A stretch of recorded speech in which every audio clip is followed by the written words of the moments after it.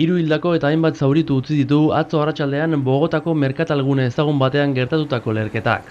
Zaurituetako bat egoera larrian da ospitalean.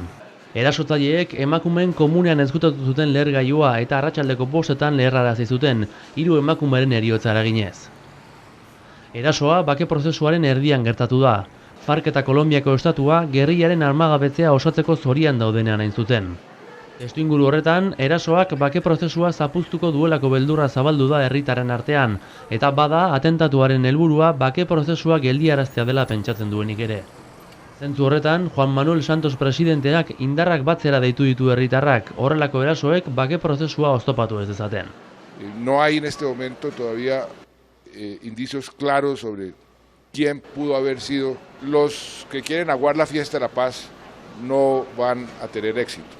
Erasoaren ardura ez du inork bere gain hartu. FARCek eta ELNek gaitzetsi egin dute atentatua. Ricardo Tellez FARCeko kideak biktimen senitartekoen doluarekin bat egin du. Momentu honetan horrelako erasoak lekuz kanpo daudela adierazi zuen Tellezek eta bakearen etsaiek estrategia horrekin jarraituko dutela ohartarazi zuen. Erasotzaileak zeintzuk diren argitzeko ikerketa lanetan jarraitzen dute poliziak eta militarrek.